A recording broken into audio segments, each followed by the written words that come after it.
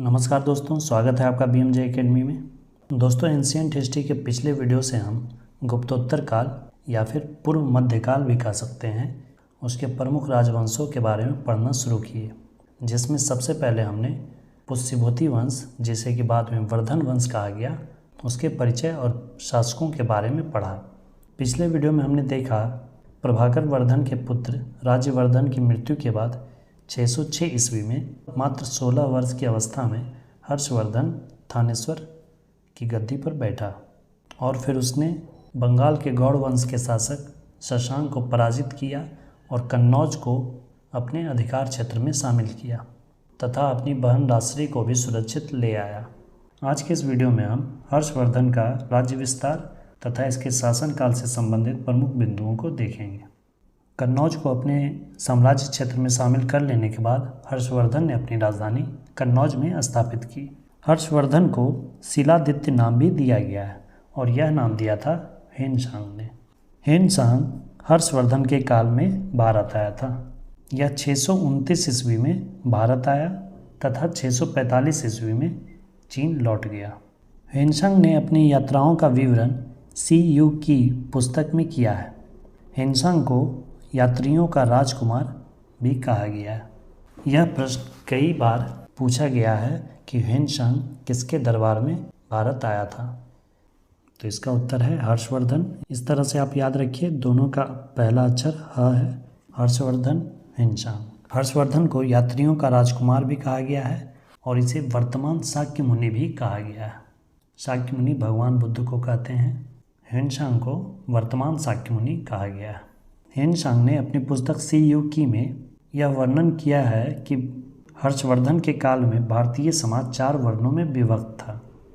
Hiuen Tsang Nalanda के बौद्ध विश्वविद्यालय में पढ़ने आया था तथा भारत से बौद्ध ग्रंथों को, जिन्हें पीटक कहा जाता है, उनका संग्रह करने के उद्देश्य से आया था। हर्षवर्धन को साहित्य के प्रति भी काफ़ी रुचि थी।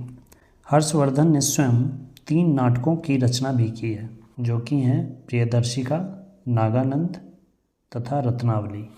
यह प्रश्न भी कई बार पूछा गया है।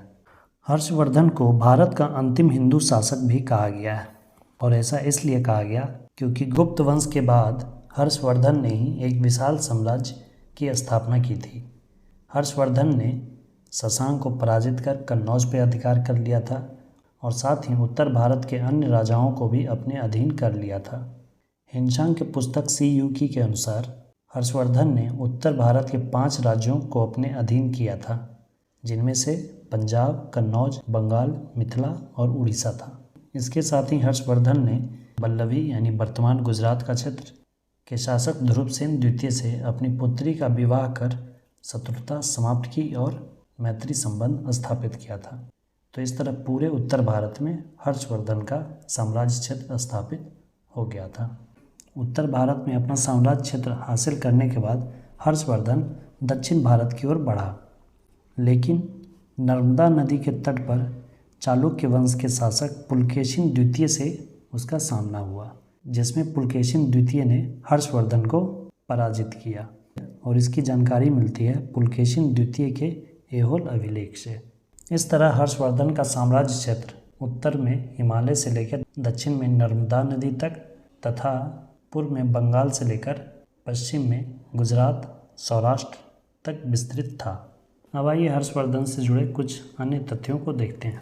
हर्षवर्धन ने बौद्ध धर्म को अपनाया था, परंतु प्रारंभ में हर्षवर्धन भगवान शिव और सूर्य के उपासक थे।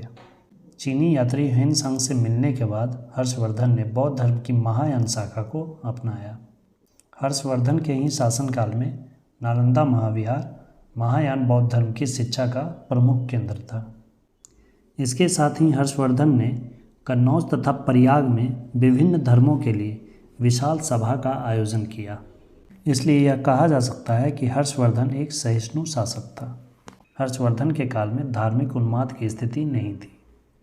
हर्षवर्धन प्रत्येक 5 वर्षों पर प्रयाग में संगम पर एक समारोह महामोक्ष परिषद का आयोजन करता था। कुंभ मेले को प्रारंभ करने का श्रेय भी हर्षवर्धन को ही जाता है। हर्षवर्धन के शासनकाल में मथुरा एक प्रमुख व्यापारिक केंद्र था, जो कि सूती वस्त्र के लिए प्रसिद्ध था। यहाँ से सूती वस्त्रों का बड़े पैमाने पर निर्यात किया जाता था। हर्षकालीन साहित्य के बारे में देखें तो हर्षवर्धन के दरबारी कवि बाणभट्ट थे, जिन्होंने हर्षचरित की रचना की थी, जिसमें हर्षवर्धन के शासनकाल से जुड़े सभी प्रमुख जानकारियां हैं। बाणभट्ट ने ऐतिहासिक विषय पर गद्य काव्य लिखने का प्रथम सफल प्रयास किया।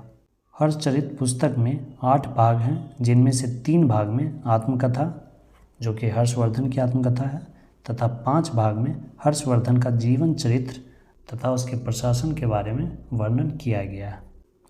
कादम्बरी की रचना भी बाणभट्ट ने ही की थी। कादम्बरी संस्कृत साहित्य का श्रेष्ठ उपन्यास माना जाता है और साथ ही हर्षवर्धन खुद एक रचनाकार था और हर्षवर्धन ने स्वयं 3 नाटकों प्रियदर्शिका, रत्नावली और नागानंद की रचना की है। हर्षवर्धन के दरबार में एक वैद्य रहते थे जिनका नाम मयूर था। इन्होंने मयूर शतक या सूर्य शतक पुस्तक लिखी, जिसमें कुष्ठ रोग का उपचार तथा अन्य जानकारियाँ भी लिखी गई हैं। हेनशांग 629 ईस्वी में भारत आया था और 645 ईस्वी तक रहा। उसके बाद यह चीन वापस चला गया था। हेनशांग नालंदा बौद्ध विहार में पढ़ने के लिए तथा भारत से बौद्ध ग्रंथ, जिन्हें पीटक कहा जाता है, उनका संग्रह करने के उद्देश्य से आया था। जिस समय हेनशांग नालंदा विश्वविद्यालय में शिक्षा ग्रहण किया था, उस समय नालंदा महाविहार या नालंदा विश्वविद्यालय के प्राचार्य शीलभद्र थे। ये थे दोस्तों हर्षवर्धन से जुड़े सभी महत्वपूर्ण तथ्य। हर्षवर्धन के पश्चात कन्नौज विभिन्न शक्तियों का केंद्र बन गया। 8वीं शताब्दी में कन्नौज पर अधिकार करने के लिए 3 बड़ी शक्तियाँ पाल, प्रतिहार और राष्ट्रकूट के बीच संघर्ष आरंभ हो गया और यह संघर्ष लगभग 200 वर्षों तक चला। इसी संघर्ष को त्रिपक्षीय संघर्ष कहा जाता है। दोस्तों अगले वीडियो में हम बंगाल के पाल वंश तथा सेन वंश के बारे में पढ़ेंगे। दोस्तों वीडियो कैसी लगी अपना फीडबैक ज़रूर कमेंट करें। वीडियो को अंत तक देखने के लिए धन्यवाद दोस्तों। मिलते हैं अगले वीडियो में इसके आगे के भाग के साथ। जय हिंद, वंदे मातरम।